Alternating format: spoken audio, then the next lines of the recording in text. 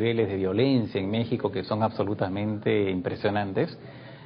Y además en este caso, por tratarse más de jóvenes, ¿no? 43 jóvenes, y además por la implicación de autoridades, ¿no? O sea, que hayan sido autoridades las que hayan ordenado el asesinato en complicidad con narcotraficantes.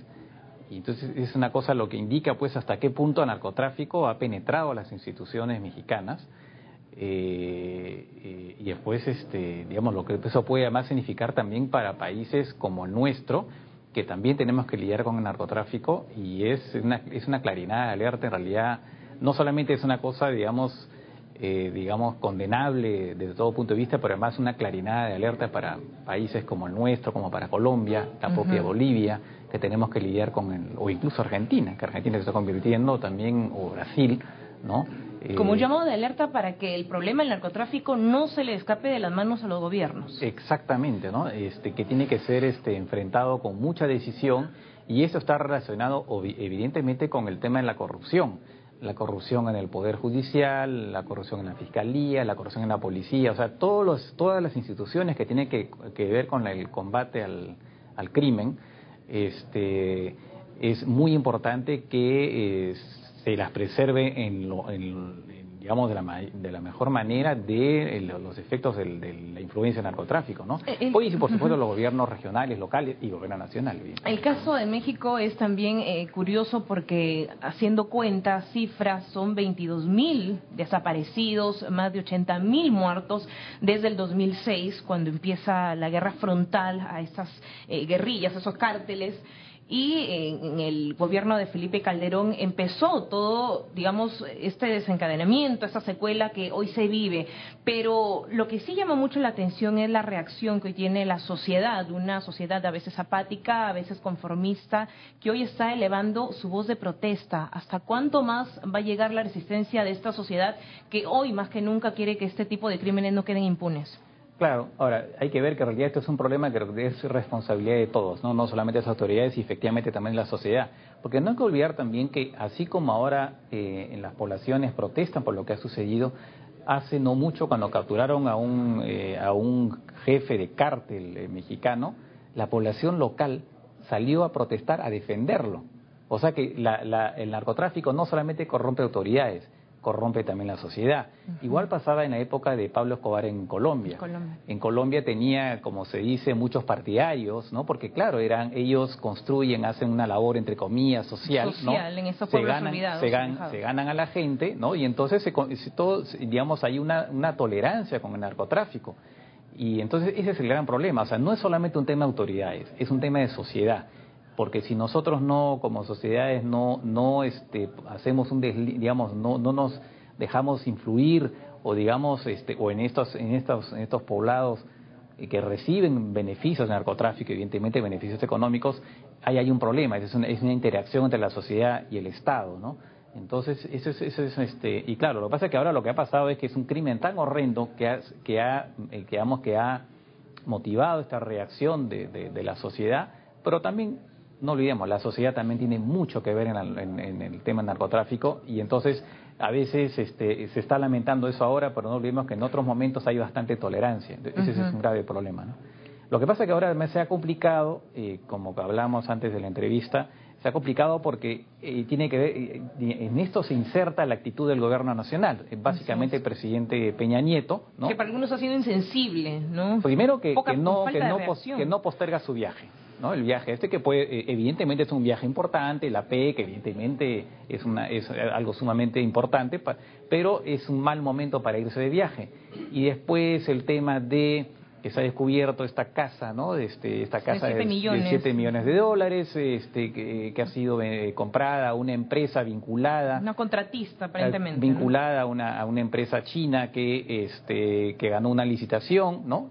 Y después el tema ya grotesco, pero que va añadiendo, porque eso va sumando al tema, pues, el famoso maquillador de la primera dama. Entonces, como que es una conjunción, ¿no? Es una conjunción bastante dramática, si se quiere, que hasta el momento no sabemos exactamente qué consecuencias puede tener para Peña Nieto, ¿no? Pero esto sí marca definitivamente una crisis de un antes y un después. O sea, falta todavía esperar cómo va a reaccionar la población una vez que llegue nuevamente a México el presidente Peña Nieto. Exactamente, yo creo que él va a enfrentar una situación sumamente difícil cuando regrese a México, porque digamos, ya ha dado la imagen de una persona insensible, y si encima hay sospechas, hay gente que puede estar pensando que ha habido corrupción en este caso de la licitación del tren. Dicho sea de paso, la licitación ha sido anulada, pero ahí van a tener también problemas con los chinos, porque anulada ¿en base a qué? ¿Anulada por qué? Para tratar de alguna forma de eludir el tema político de la sospecha de que había un tema de corrupción. Pero entonces, eso no creo que, si efectivamente ha habido esto, este gesto no creo que sirva de mucho, y peor aún, le genera problemas con el gobierno chino, ¿no? Y además una residencia muy opulenta al nivel de Hollywood, y todas las comparaciones que se han hecho, con un desborde, pues, ¿no? En cuanto a en temas de despilfarro, como lo han calificado también en México, donde todavía los índices de pobreza son muy elevados. Algunos comparaban, hay un ciudadano mexicano que vive apenas con $2 al día. Entonces, esta desproporción es también lo que genera mucha insensibilidad. Pero es una lástima, porque el gobierno de Peña Nieto había logrado de alguna forma generar consensos, ¿no?, para establecer una serie de reformas en el plano económico y en particular en el tema energético, abriendo el sector energético al capital privado, acabando con el monopolio estatal.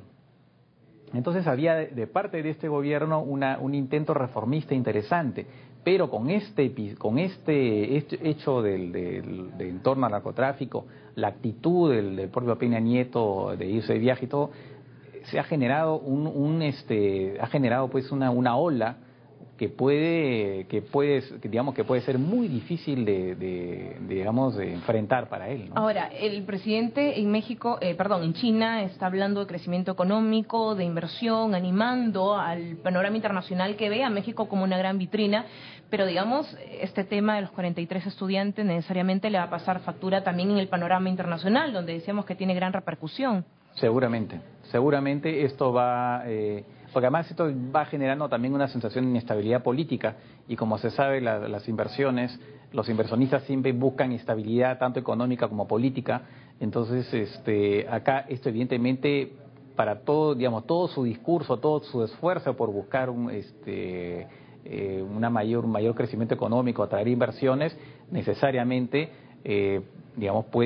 está siendo contrarrestado por esta realidad que se está viviendo en este momento, ¿no? Don Francisco Belaunde, a ver, salen los Guerreros Unidos o el fiscal a decir que estos Guerreros Unidos, este cártel, ha matado a los 43 estudiantes, describen la situación horrenda, que, bueno, los cortaron, los quemaron, los incineraron, los llevaron al río, en fin.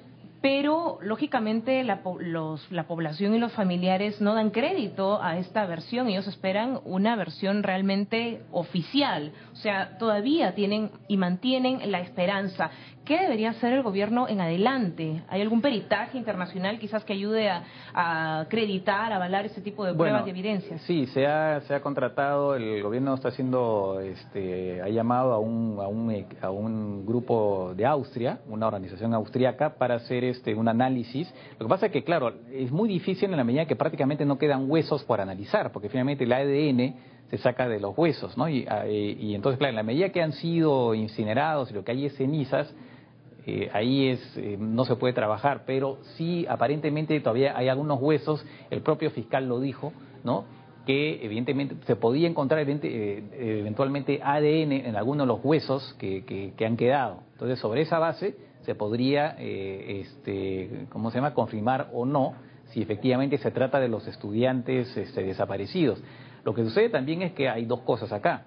Por un lado está la falta de credibilidad de las instituciones, que es obvio en estos momentos, ¿no? Y por otro lado, la esperanza siempre de los familiares a la que siempre se aferran, ¿no? Y en tanto no haya una evidencia, en tanto no ven el cuerpo, siempre van a pensar que eventualmente pueden estar vivos. Y además es trágico también para los familiares cuando hay gente que desaparece, porque no pueden hacer realmente el duelo, empezar el duelo sin un cadáver.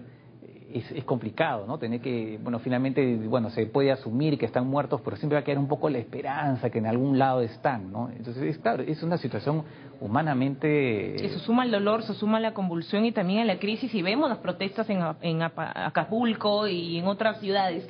¿Quiénes son estos guerreros unidos, a quienes nos presentaron como los que habrían realizado este crimen? Bueno, serían una rama que se salió de un grupo más poderoso que era mucho más grande, que es los Beltrán Leiva, ¿no?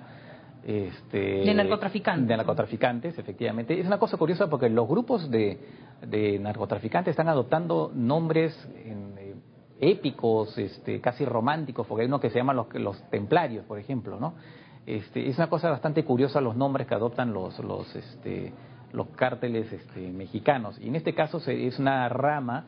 Lo que pasa es que ha habido que los grandes cárteles mexicanos se han ido por las luchas internas, por los golpes de las autoridades, se han ido, digamos, de alguna forma fraccionando, ¿no? Fraccionando, y van surgiendo grupos más pequeños que no solamente por lo demás se dedican al narcotráfico, sino también a la extorsión, a la trata de blancas, al negocio de los migrantes, ¿no? De los que van a Estados Unidos. Pero se hablaba que incluso 2 hermanos de la esposa del alcalde de Iguala, también que están involucrados en este crimen, pertenecían a los Beltrán Leiva. O sea, el hecho era aparentemente evidente, ¿no? Sí, así es. Por el lado de la esposa, ella, digamos, y sus familiares están involucrados directamente con el narcotráfico, eso es claro. Y eso es lo trágico, una vez más. O sea, ¿hasta qué punto, no, el narcotráfico puede penetrar instituciones, puede penetrar gobiernos locales, puede penetrar gobiernos regionales, a todo nivel, ¿no? Pero la explicación parece todavía, no sé, un poco jalada de los pelos, ¿no? Ese alcalde de Iguala, ¿cómo se llama? Luis Abarca, su esposa María Pineda Villa. La esposa aparentemente no quiere que haya un boicot de una actividad que iba a tener, y por eso manda a retener a los estudiantes, se les secuestra, se les retiene, se les mata. O sea, ¿puede ser tan sencilla esa explicación que ha llevado a un crimen tan horrendo? Lo que pasa es que cuando hay una vorágine, ¿no? Claro, hay una vorágine de violencia, se entra una espiral, ya finalmente se llega a matar por un sí o por un no. Ese es el problema, ¿no? Digamos, los grados de violencia son tales que ya finalmente es muy fácil para toda esta gente asesinar. Recordemos que también se han encontrado fosas comunes con gente asesinada masivamente. Recordemos las series de decapitaciones, cadáveres de 8 o 10 cadáveres que aparecen decapitados. Es decir, estamos en una espiral de violencia muy fuerte. Y un grado de impunidad también bastante alto. Totalmente, claro, porque eso se alimenta, ¿no? La impunidad alimenta la violencia. Entonces, puede parecer una cosa absurda, porque iban a boicotear o iban a pifiar un discurso a mi esposa, yo los mando matar. Claro, puede parecer absurdo, pero digamos, si efectivamente es la motivación, se explicaría en todo caso por ya digamos, como que la violencia sale de control y ya se mata por nada. Y ese puede ser el espejo donde se deben empezar a ver a otros municipios y localidades donde también en todas partes, el nivel de penetración del narcotráfico no solamente en México, y como una vez más, como digo, en América Latina en general, porque no solamente en América Central tienen el problema en Honduras, tienen el problema en San Salvador, en Guatemala, en América del Sur también. O sea, es un problema gravísimo. O sea, el grado de violencia que se puede engendrar que puede generar el narcotráfico es brutal. Algunos recordaron el caso de la Cantuta aquí en Perú del año 92. Claro, solo que en el caso de la Cantuta, digamos, claro, por el hecho que eran estudiantes también, ¿no? Que fueron asesinados y los cuerpos fueron incinerados. Sin embargo, es una cosa distinta porque eso formaba parte, digamos, de no estaba ligado al narcotráfico, no era una cosa política, ¿no?